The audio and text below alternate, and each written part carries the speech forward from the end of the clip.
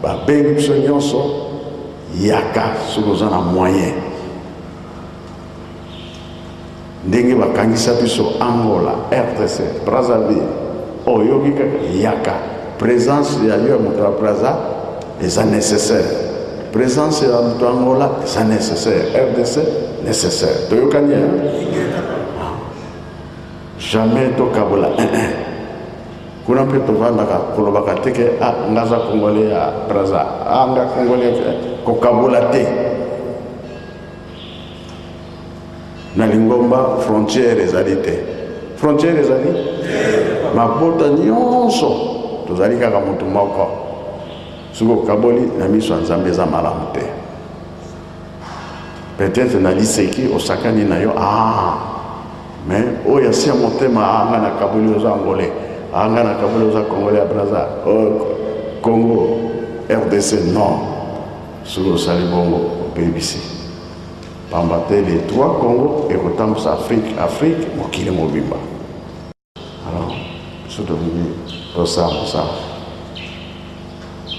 wana nde kolongisa biso mokili moko bongisa yango kimia tosengi entre le Congo, le Zaïre, l'Angola na mikili nyonso tolingi nde tozala biso kimia, surtout biso bato tokumi tozalaki na biso esika moko me mongoni ayaka kokabola biso.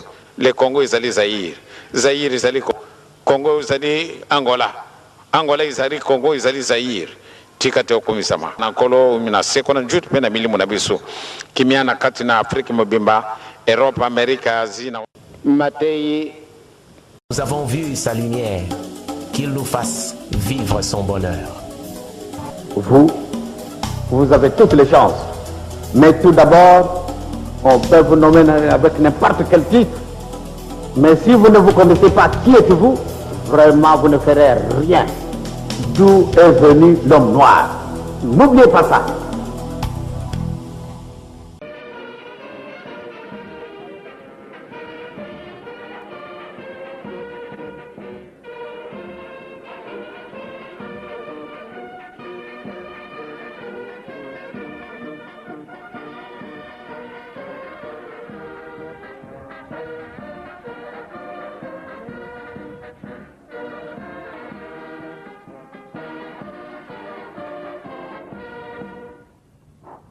national pour na nzembo na pena mabina mais ça la kapesa nga mil zaire te yemo kwa expliquer ayawa yemoko malamu nano aloba na monoko na ye comme ça biso na sotolanda pamba te soko nga na lobi ati mungwa.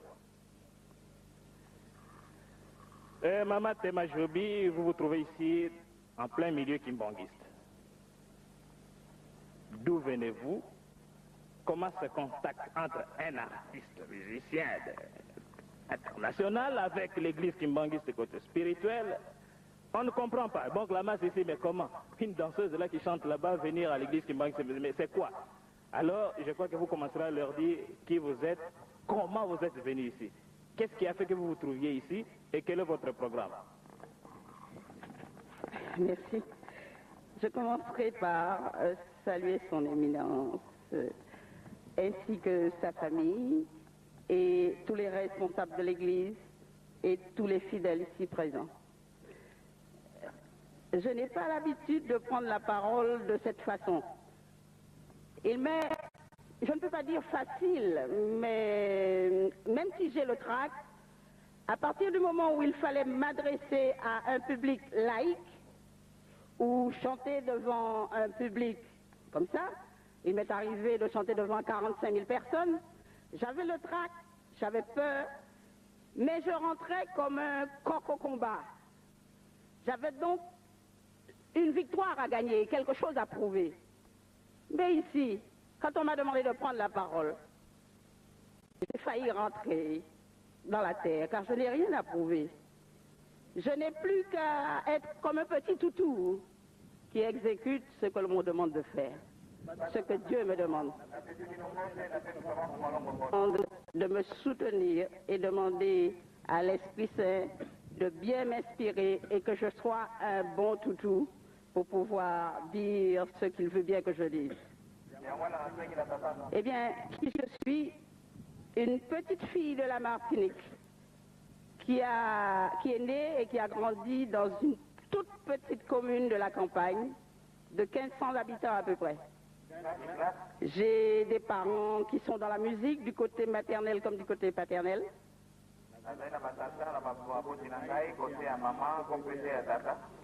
Mais il ne m'est jamais venu à l'idée de chanter parce que chez nous, une jeune fille qui chante, c'est un voyou.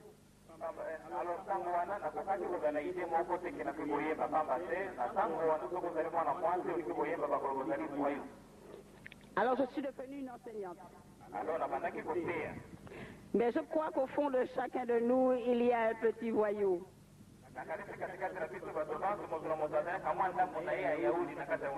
Et je n'ai pas pu obéir très longtemps parce que la chanson m'appelait et j'ai été obligée de désobéir, bien que j'avais toute la famille contre moi et que j'étais fiancée à l'époque.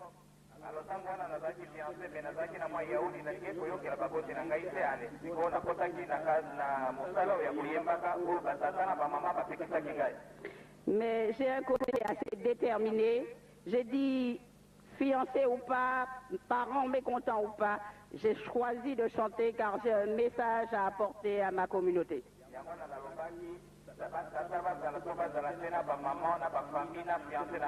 Tout le respect et tout l'amour que j'avais pour mes parents, de leur prouver qu'ils avaient peut-être tort, et je suis parvenue à faire d'eux des alliés.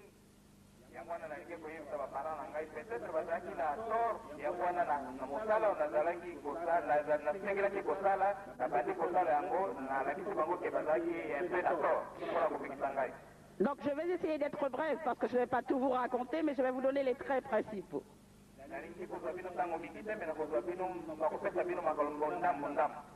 Alors disons que je suis devenue chanteuse par accident en voulant faire une farce, alors que j'étais étudiante à Paris.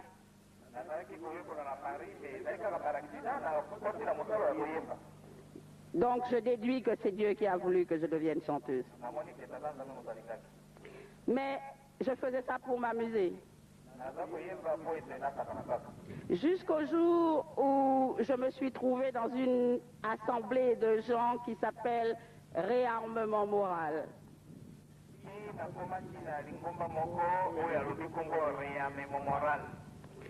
Et alors là, j'ai compris beaucoup de choses. À l'époque déjà, je jouais un rôle dans lequel j'étais conseiller aux affaires du tiers-monde et j'étais la seule noire à jouer dans cette pièce.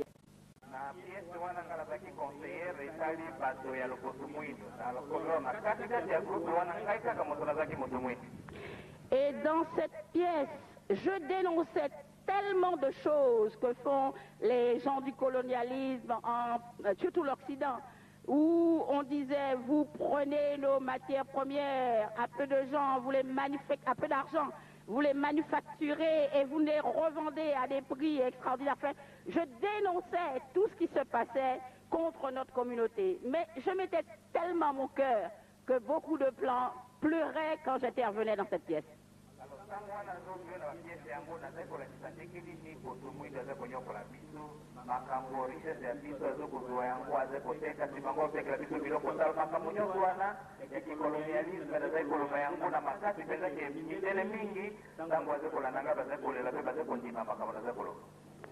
Alors, je me suis dit, je deviendrai chanteuse pour ma communauté, parce que si je viens comme une petite institutrice qui leur raconte des histoires, ils se diront, mais qu'est-ce qu'elle raconte? Qu'est-ce qu'elle a à nous apporter? Qu'est-ce qu'elle a prouvé?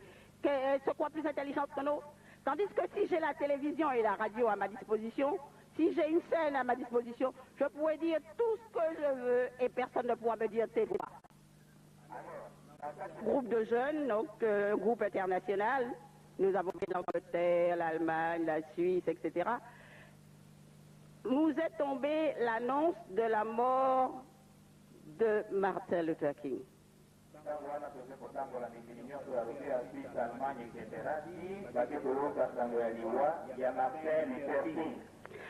Ce jour-là, bien que jeune, j'ai reçu un choc extraordinaire. Et je me suis dit, mais c'est une injustice, c'est pas possible. Un homme qui parle d'amour, qui parle de paix, qui parle de rencontre, il se fait massacrer comme ça.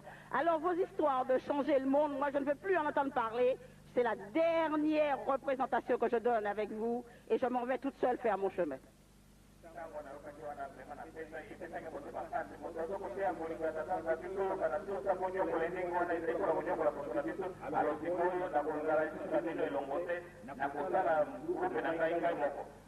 Et peu de temps après, j'ai enregistré une chanson que j'ai composée avec un copain qui s'intitule « À un apôtre noir », « Requiem à un apôtre noir », et je chantais « Le Christ est mort pour mes frères de Harlem, Martin est mort en nous criant je t'aime », etc.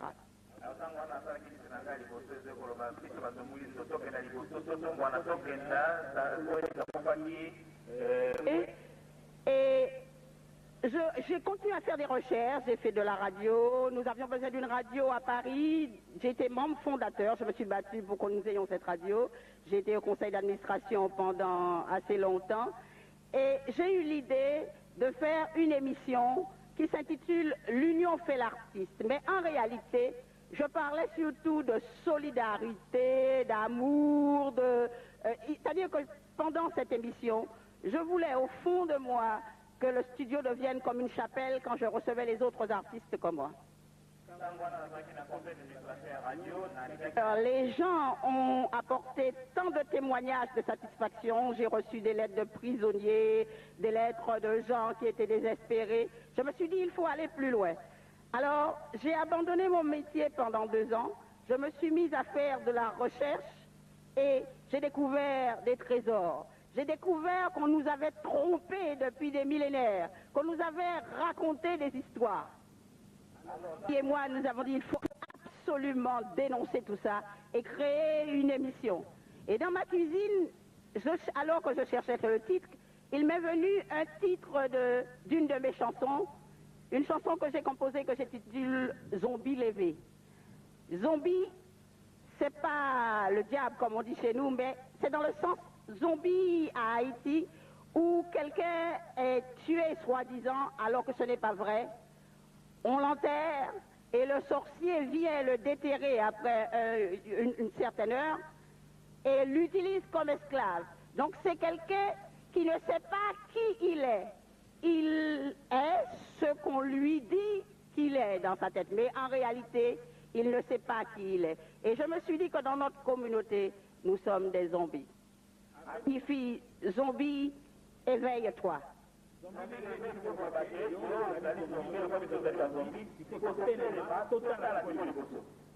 Alors, chaque samedi, j'animais une émission qui s'intitulait Zombie levé.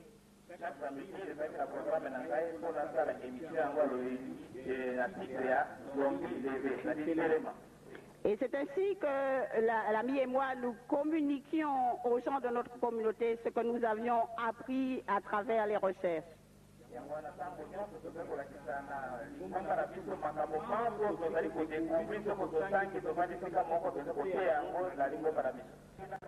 Les choses n'ont pas été comme je le voulais et je me suis retrouvée après cette campagne d'abord ruinée, toutes mes économies parties et sans soutien ni moral ni spirituel, j'étais dans un trou.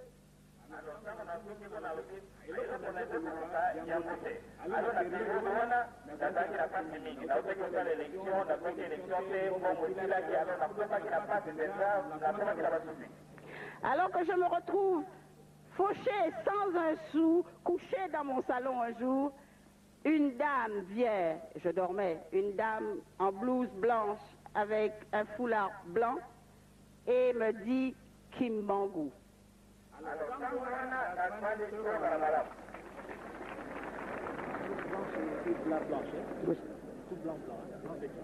Les yeux, je dis qu'est-ce qui ne va pas, qu'est-ce qui se passe. Alors, je me rendors et la personne me répète Kimbangu.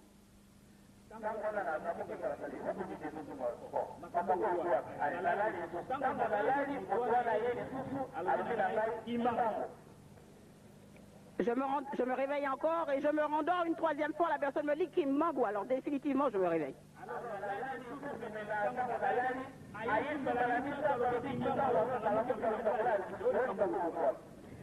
Et je me mets à téléphoner à un copain qui est à Angolais. Et je lui dis, voilà, je viens de faire tel rêve. Il me dit, mais c'est très, très, très, très important. Et il me dit, je vais venir ce soir. Il vient à la maison et prie avec moi. Mais comme ce dernier est tokoïste, il me parle plutôt de Simon Toko, en me disant que Simon Kinbangou est venu pour annoncer l'arrivée de Simon Toko. Mais il ne me donne pas l'information que je veux.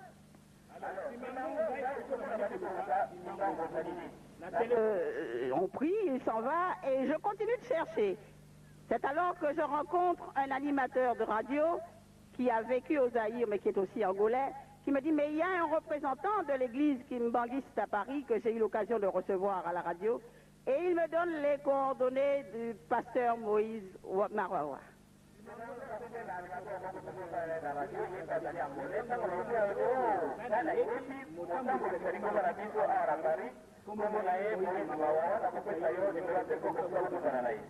Alors je téléphone immédiatement au pasteur Moïse Mawawa qui immédiatement se rend à mon domicile pour que je lui explique ce rêve.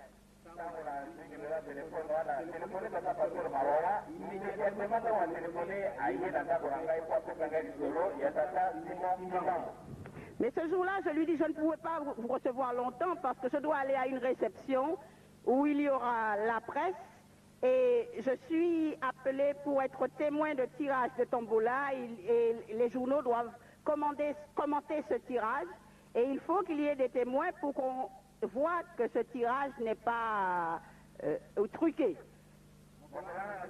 On rêve à pasteur Moïse Mawawa, nous faisons une prière et je m'en vais à ma réception. Regardez ça pour moi parce que c'est tellement bon.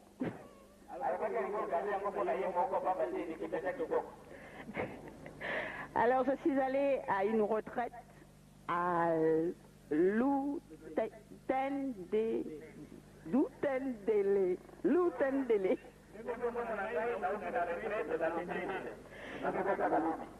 Et là, j'ai reçu tellement. Il y a une maman extraordinaire qui était avec nous, la personne de maman Kakou, oui, qui nous a apporté beaucoup. Et dans la méditation, j'ai reçu une petite fortune. Et quand c'est comme ça, on est toujours un petit peu égoïste. Ah, c'est vrai. Maman Tema Jobi, venez un peu d'ici, venez. Venez.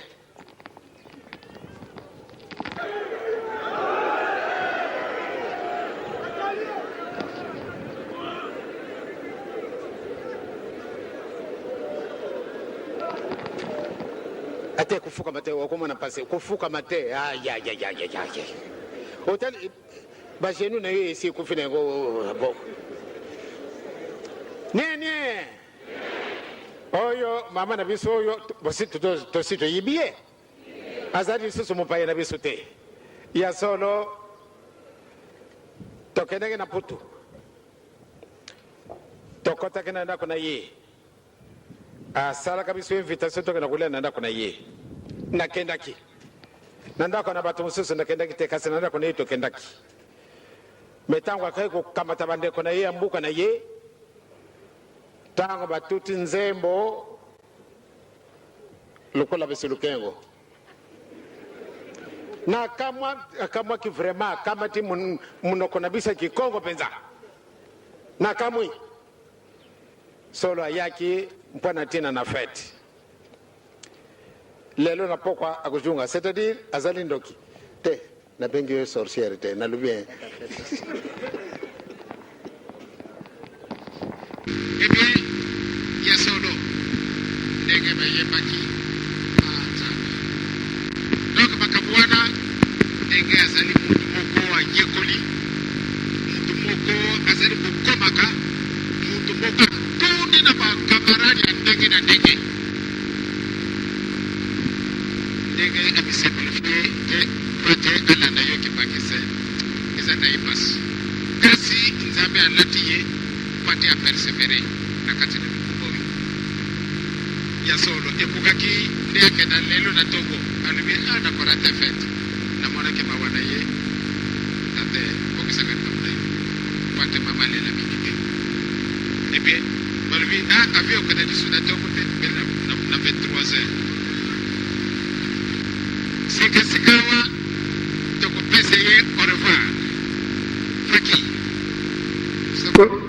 ngata ko diriger te bino moko ko diriger mais pesa mama nangai eloko kitoko pata sepela azare ko kende to pesa ye au revoir yibi mala même ko na Paris na zale ko diriger fanfare yibi azala ki présente donc azane ye mo pa na pa ya papate donc loko la zale ko kende vraiment biso banso to pesa ye mbote oya kafu oya komema na baninga na biso na France na Suisse pa bate azana contact de ngumba mobimba et partout azali na contact mboko munene bomoni simplicité azana mama oyo ye vraiment ko kamwa yangwana lokola abandi ko kende tekate to pesa ye mbote oyo akomema kuna na France kuna ndenge na sina lobi ndenge to salaka nantina na bolingo na tata nzambe na koliezo na musantu ale to pesa ye mbote na kumena tata mwana pia ili musantu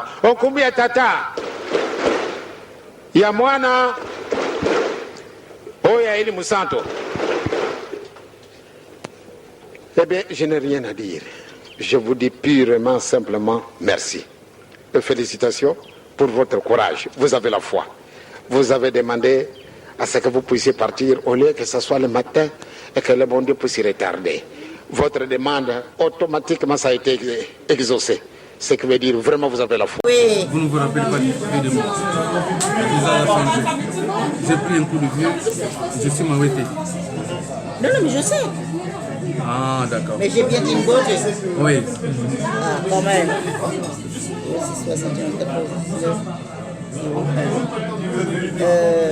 Bon, c'est pas la peine que je mette mon adresse. Non, mettez l'adresse pour moi, comme ça je t'appellerai et puis... Je vais reprendre votre téléphone. J'étais à l'hôpital pendant 3 mois. Ah bon? Oui, je fais un AVC.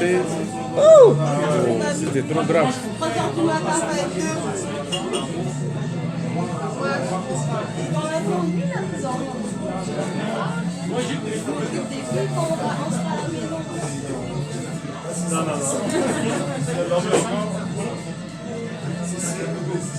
Voilà maman Jolie, merci beaucoup. Mais juste un petit mot pour la circonstance. C'est vrai qu'on s'est croisés aujourd'hui. Tout à fait. Alors, on est dans les célébrités du centenaire Papa Dianguinda Kuntima. Celui-là même qui t'a reçu agréablement comme sa fille en Kamba, Kinshasa. Un petit mot pour les circonstances.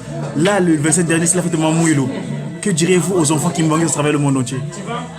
ah ben, je leur dirais qu'elle continue, que la vie continue, qu'il ne faut pas oublier que nous avons tous une mission, c'est celle d'avancer, de gloire en gloire, de victoire en victoire, et surtout j'espère qu'ils ont compris certaines choses et qu'ils arrêtent de penser que le noir n'a rien fait, que le noir est maudit, que le noir est... Parce que c'était ce qui me chagrinait le plus.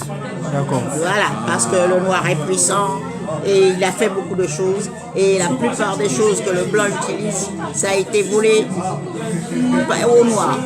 Et en 1986, comment maman Marie Mouilou t'apparaît, ça s'est passé chez toi, dans quelle adresse? Eh bien, ça s'est passé chez moi à Paris. J'aurais l'occasion de raconter ça parce que je l'ai déjà raconté. Oui, d'accord. Mais en fait, elle m'a réveillée alors que je dormais. D'accord. À 6h du matin. D'accord. Ok, voilà, chers amis. Si madame, maman. Donc, bandeko na ngai bozeli kolanda biso tolobaki ete tata Dianguinda Kuntima tomuti nkamba esili makambo nyonso. Aujourd'hui, nous avons la chance de croiser l'une des témoins du mystère divin du kimbongisme. Maman Marie Mouilou, la parole ici, l'a demandé, elle dit Kimbangu, et elle a fait le nécessaire d'aller à Kamba. Et aujourd'hui, on ne savait pas Dianguinda Kuntima. Vous savez ce qu'il a fait dit Papa Dianguinda Kuntima à Mateke. Quand il avait retardé son avion, il a dit que maman, c'est votre foi qui a fait qu'aujourd'hui que l'avion soit retardé. Et Dieu fera de toi toujours éternellement. Et donc aujourd'hui, nous, ces enfants, en tant qu'ambassadeurs, nous comptons témoigner de cet événement. Maman, Diaka, il faut vous dire, il y a un On a pris rendez-vous.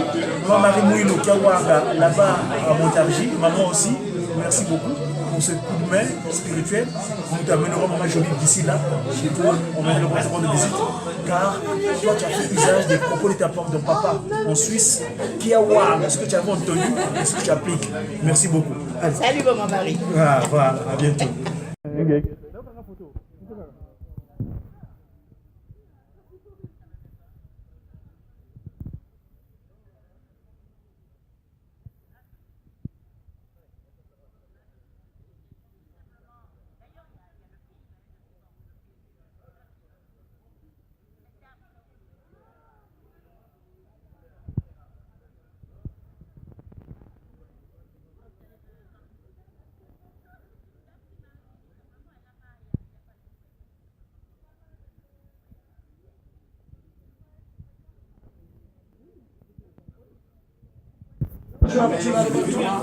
C'est dans ce que tu peux dire et... C'est long.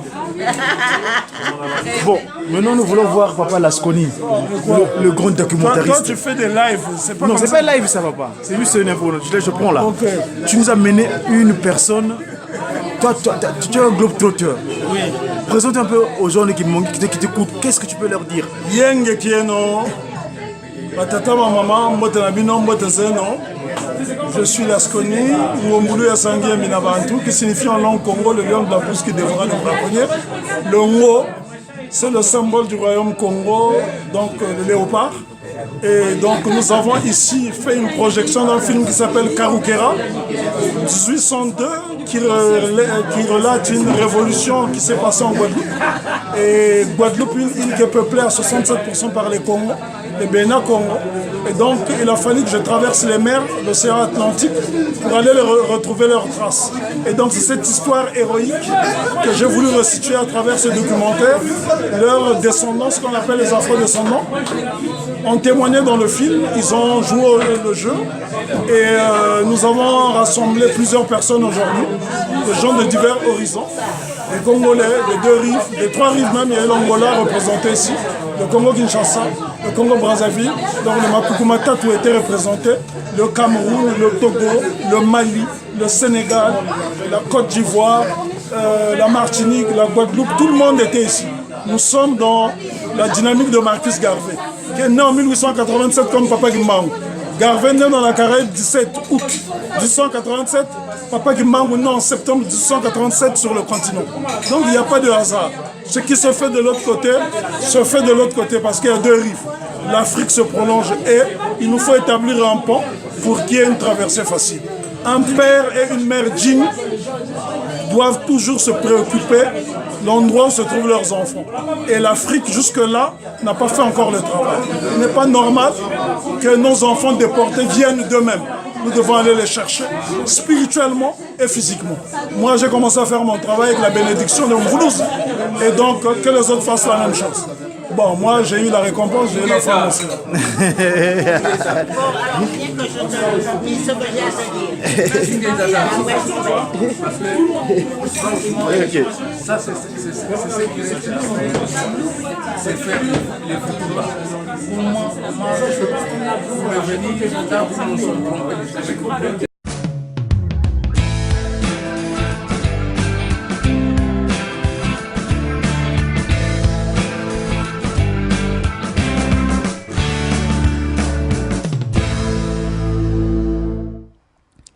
Joby Valente, bonjour.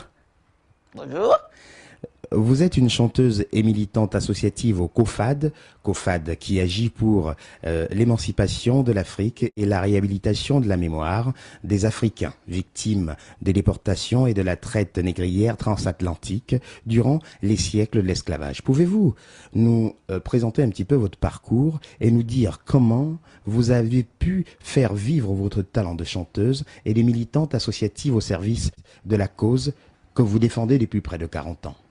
Ah, ça c'est une longue histoire. C'est vraiment une longue histoire.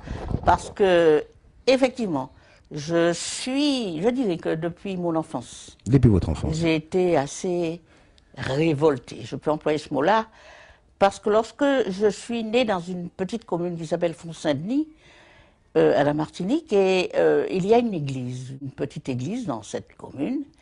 Et à l'entrée de cette église, la chose que l'on voit, c'est un Saint-Michel. Un Saint-Michel, d'accord. Tout rose, hein, je ne peux pas dire blanc, il est rose, qui pique le démon qui est un petit noir. Et ça m'avait toujours choqué. Un petit, enfin, le démon qui est nègre, qui est noir. D'accord. Et ça m'avait choqué depuis mon enfance. Et je me suis demandé, mais quelle est cette affaire? Je ne me vois pas, moi, démon ni diable, et pourquoi cette image? Et on dit bien, et c'est ça, et c'est là l'idéologie de ceux qui savent ce qu'ils font. C'est que l'image, ça frappe l'imagination, ça frappe le subconscient, et on grandit avec cette image. Et moi, au lieu d'accepter cette chose comme argent comptant, je me suis révoltée. Et je me suis dit non, je ne peux pas accepter de vivre avec cette pensée, cette image qui circule, qui peut circuler dans la tête des nôtres. Donc j'avais déjà cette pensée-là de me défendre, et de me défendre contre l'injustice, de me mobiliser pour tout ce qui est justice, contre l'injustice surtout. Je crois que nous, d'une manière générale, quand on nous parle de justice et d'injustice, il y a toujours une résonance chez le nègre. Et c'est normal. Il n'est pas forcément un pleurnichard, mais il a toujours été victime d'injustice, et jusqu'à nos jours. Donc, je me suis dit, il n'est pas question de vivre et de se laisser faire. Alors après mes études, bon, j'ai voulu d'abord devenir chanteuse, mais j'ai pas voulu devenir chanteuse, mais j'ai voulu militer, mais je ne savais pas comment. J'ai fait un peu de théâtre, j'ai été dans un milieu qui s'appelle le milieu du réarmement moral. Le milieu du réarmement moral. Le réarmement moral. le temps de se préparer, quoi. Voilà. Et c'était un dénommé Boukman, qui était à la tête de ce mouvement-là. Et c'est un mouvement qui avait pris naissance après la guerre. Et le siège était en Suisse. D'accord. À Caux, au-dessus de Montreux. Et on faisait des pièces de théâtre et des sing-out on chantait. Et le but était de changer le monde. Parce que nous, on croyait qu'on allait changer le monde. Et on disait que l'important, ce n'était pas d'avoir raison, mais c'était ce qui était juste. Alors, nous nous trouvions avec le petit-fils du Mahatma Gandhi qui était venu avec des Dalits. Nous nous trouvions avec le père Philippe, la mère Phillips de Madame Phillips International qui... Et quand vous étiez ensemble, que faisiez-vous alors? Alors, quand on était ensemble, on organisait des conférences. Ces personnalités dont je viens de citer, et il y en a bien d'autres, faisaient comme tout le monde le ménage, les chambres, la vaisselle, la cuisine. C'était une façon de se dire qu'on était tous semblables et qu'il fallait qu'on se rencontre ouvriers, prolétaires et capitalistes pour se comprendre.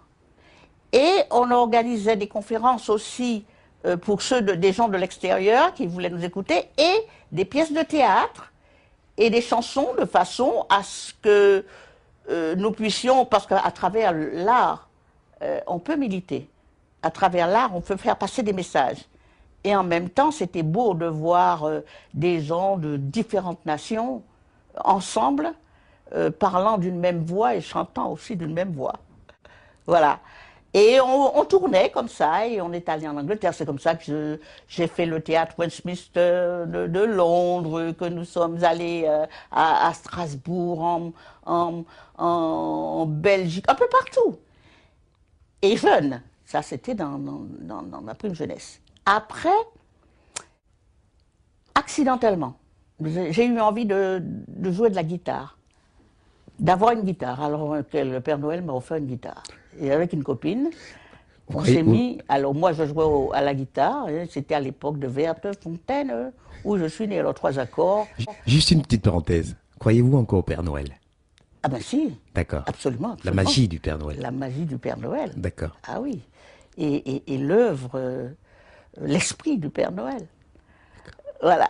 Donc, nous sommes allés, nous étions en train de jouer quand un copain nous a dit que dans un orchestre, on cherchait une chanteuse.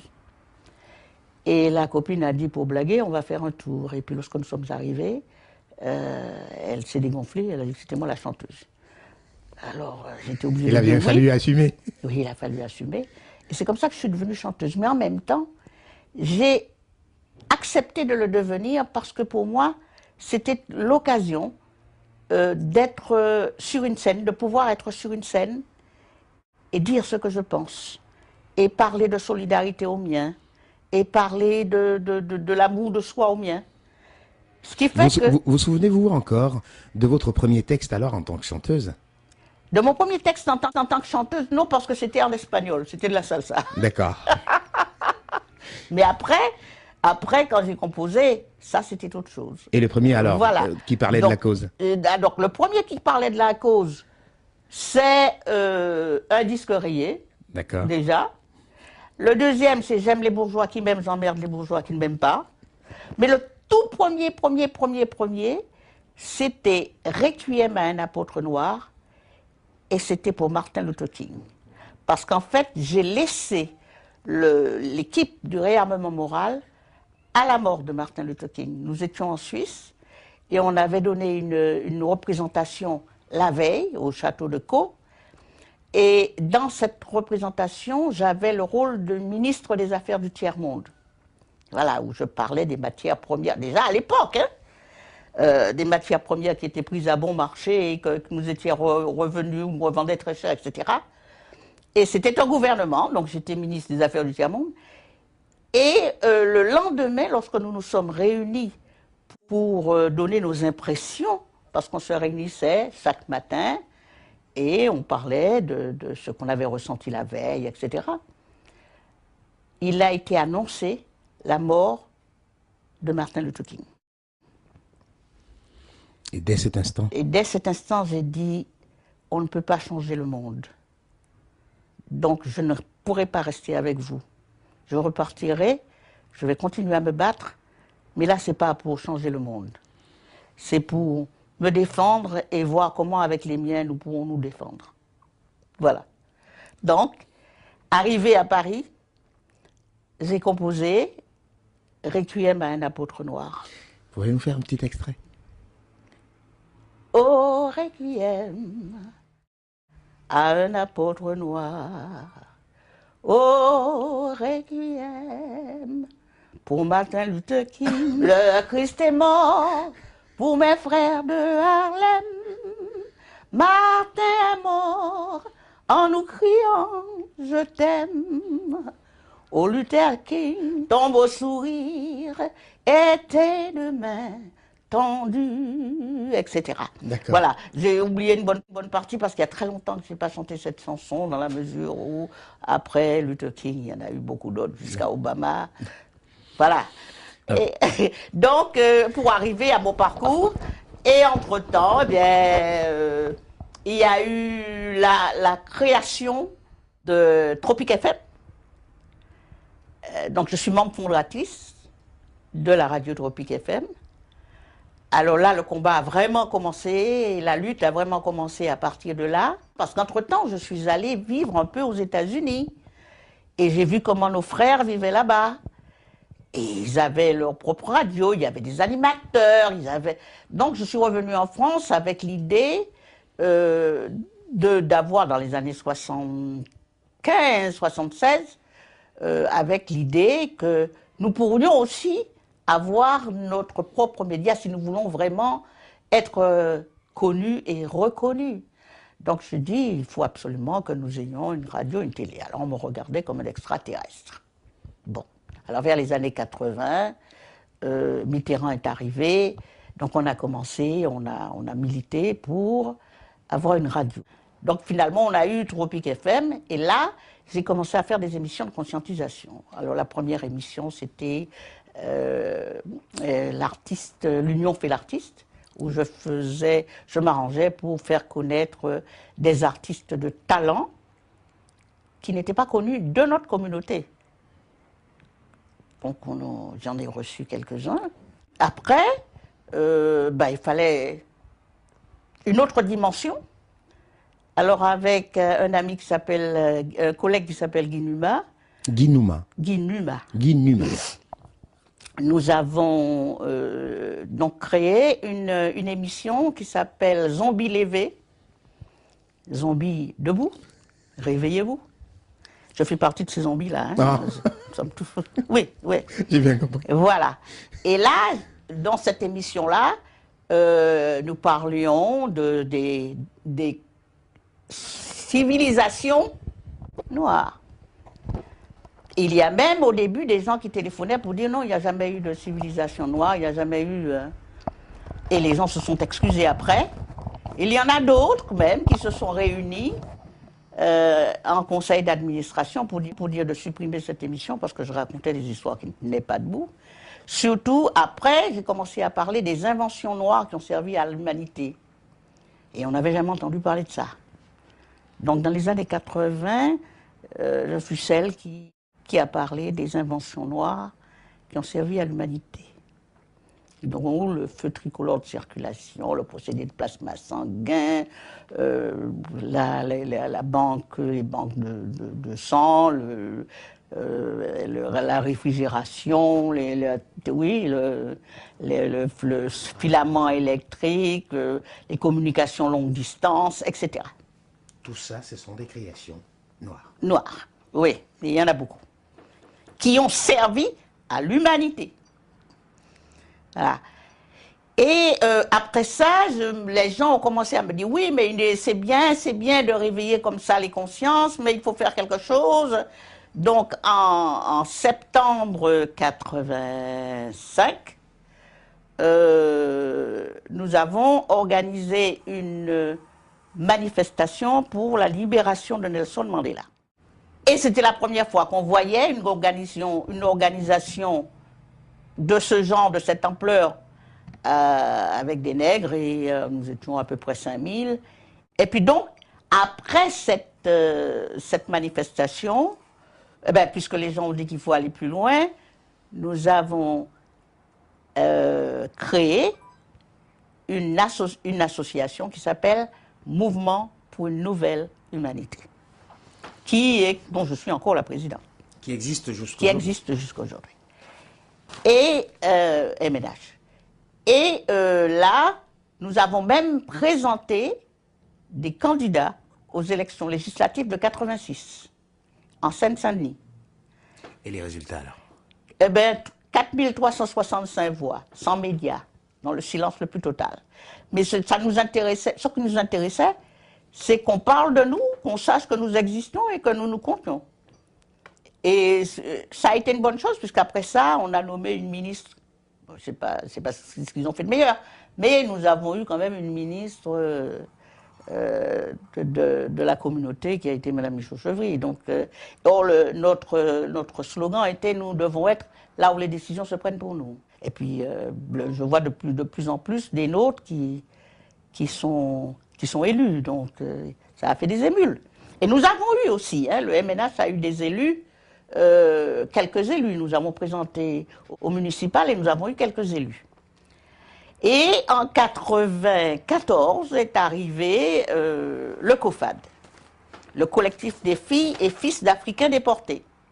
Quand Hassani Fassassi est arrivé avec le COFAD dans les années 94 ici, enfin c'est à cette période-là qu'il m'a contacté. C'est une avocate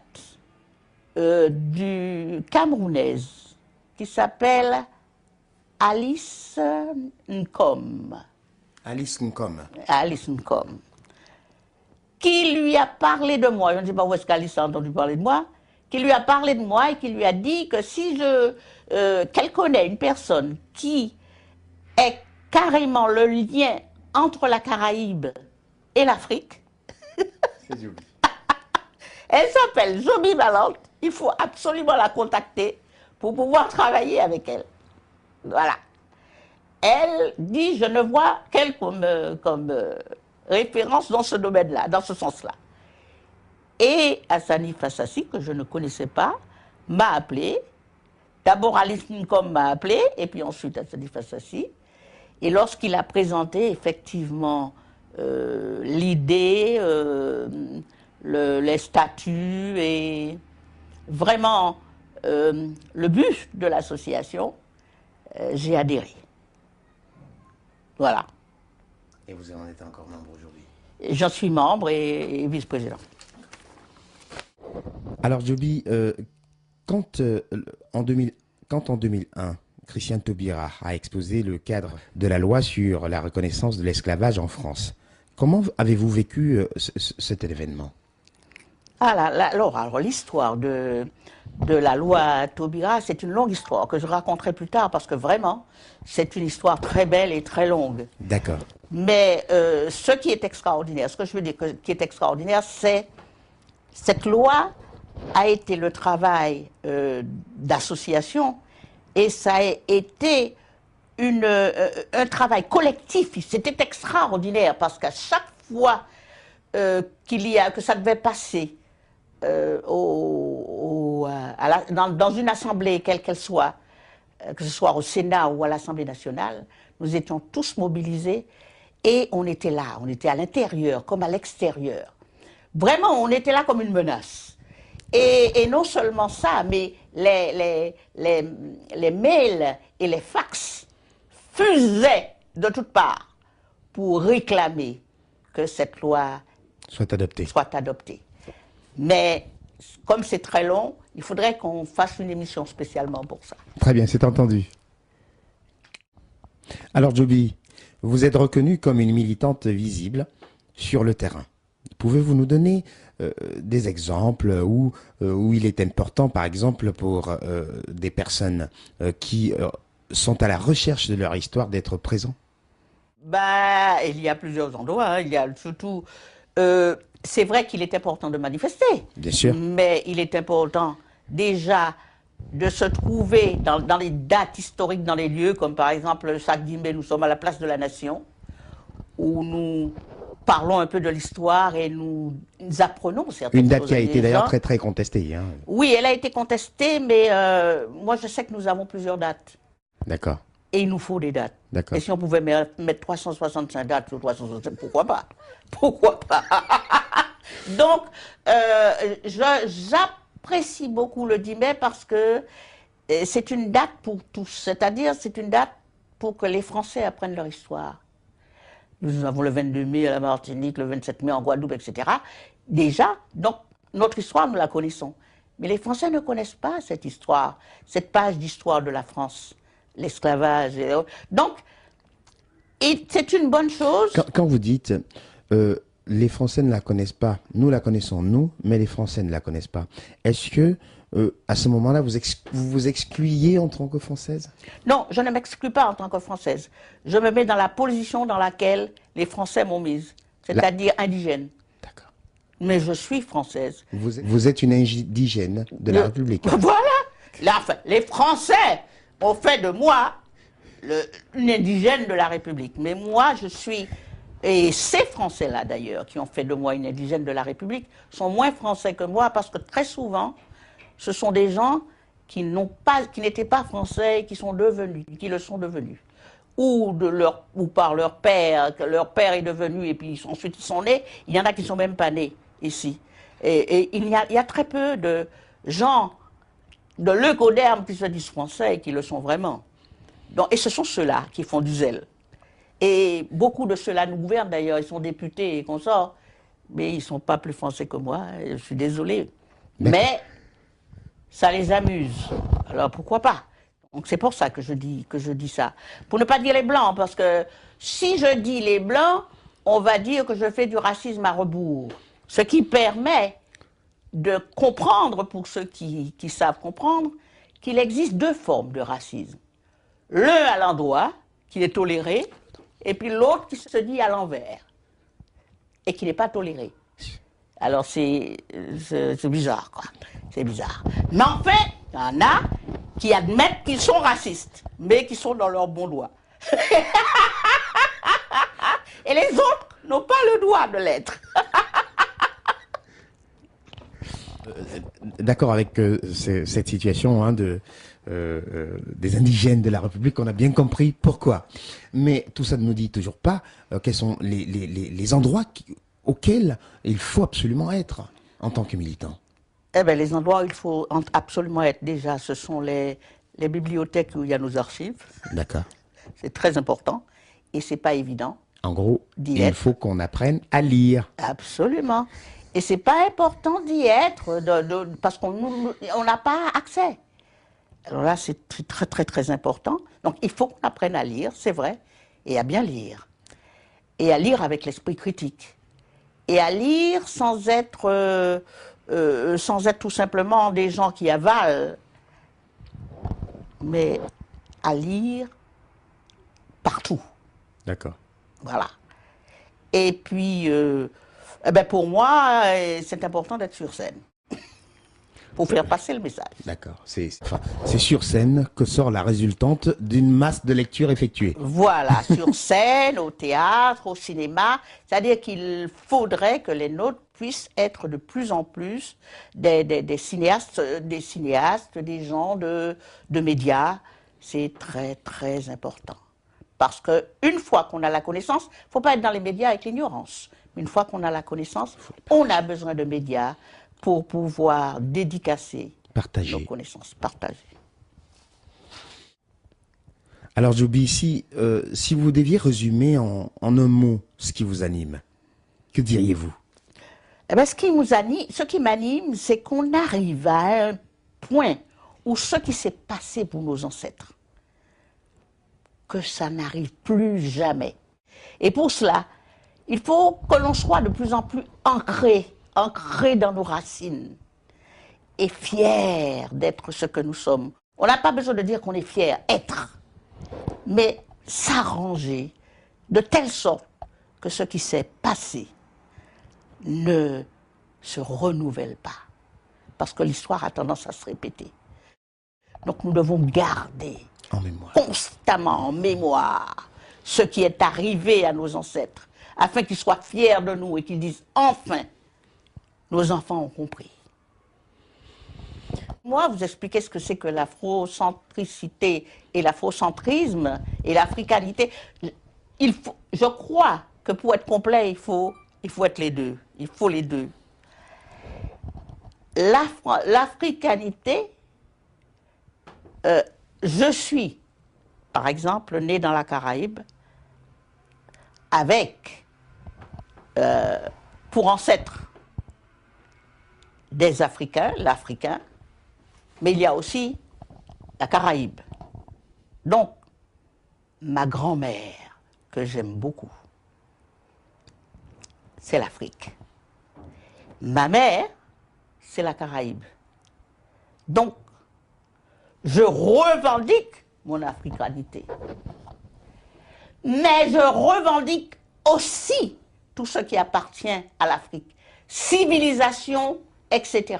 Si c'est ça l'afrocentrisme, mais je préfère afrocentricité, c'est une chose très importante. Moi, j'ai les deux, je veux les deux.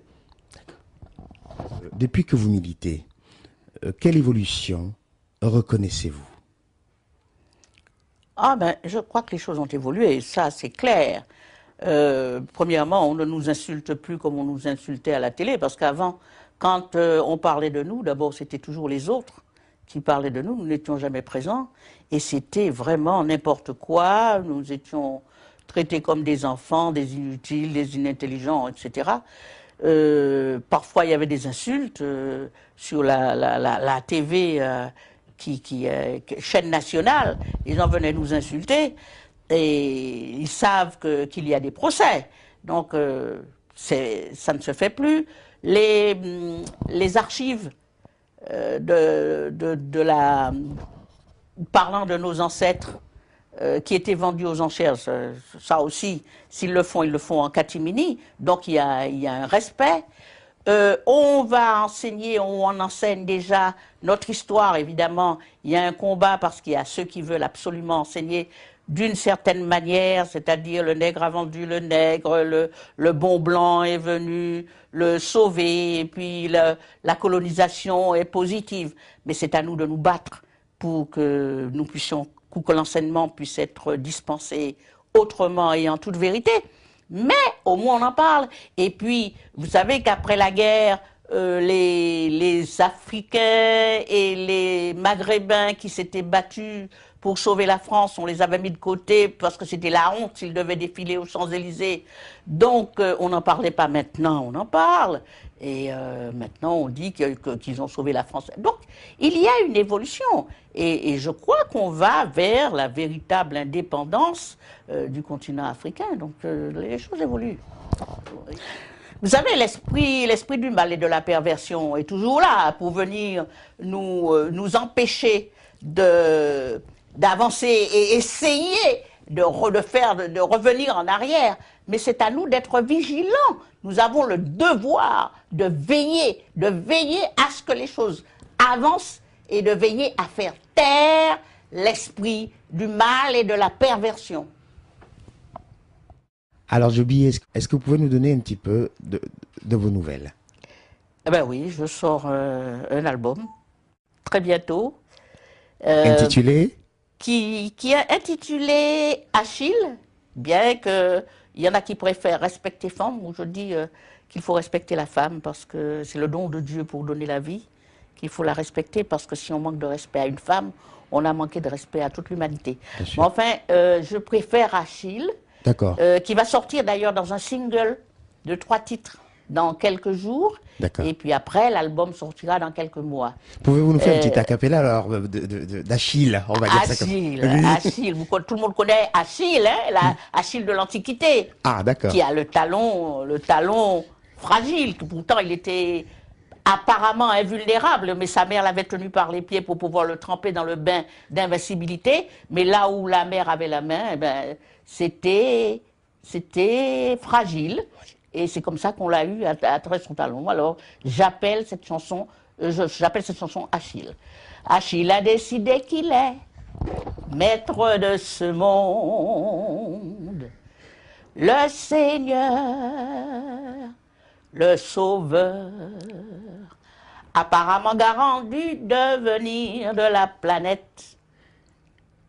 En père fouettard, il se dresse. Il s'est autoproclamé omnipotent. Sacré Achille, tout lui est permis, il est omniscient. Achille, et n'allez surtout pas dire que vous ne l'appréciez pas. Vous serez fustigé, diabolisé, bombardé, etc. Voilà, c'est ça l'histoire d'Achille. Sacré Achille, on imagine bien de qui il est question dans ce titre. Je le trouve personnellement, je le trouve pas seulement bien, je le trouve remarquable. En tout cas, bravo pour Achille. Merci.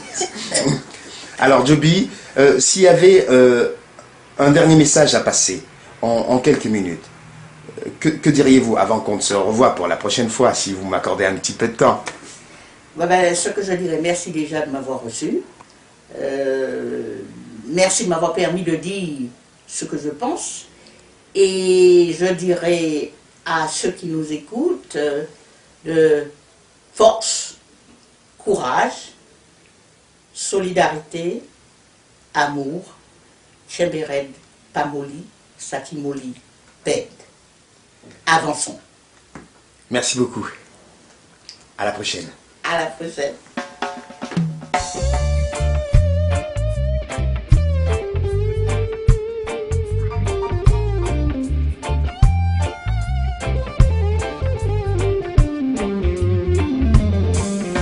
Achille a décidé qu'il est maître de ce monde, le gardien, le Seigneur, apparemment garant du devenir de la planète. En père fouettard, il se dresse, il s'est autoproclamé omnipotent. Sacré Achille, tout lui est permis, il est omniscient. peut semer la terreur en toute impunité. Sacré Achille. Et n'allez surtout pas dire que vous ne l'appréciez pas. Vous serez fustigé et massacré. Vous serez bombardé, oui décimé. Vous serez maltraité, diabolisé.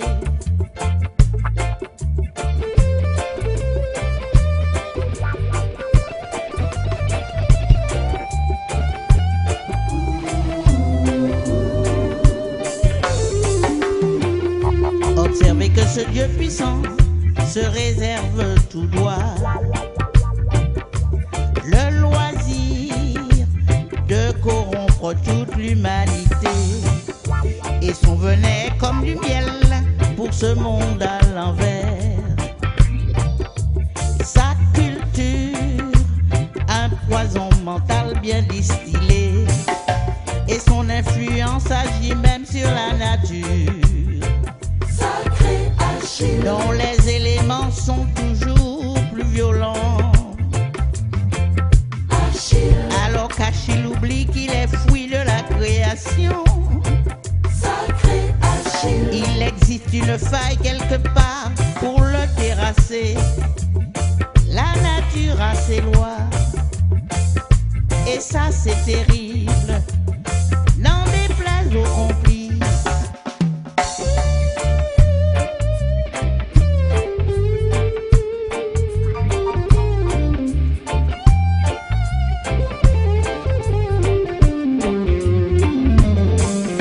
Achille a décidé qu'il est maître de ce monde,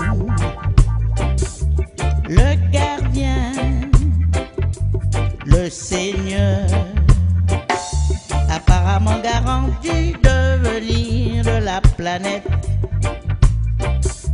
En père Fouettard, il se dresse, il s'est autoproclamé omnipotent. Sacré Achille. Tout lui est permis, il est omniscient.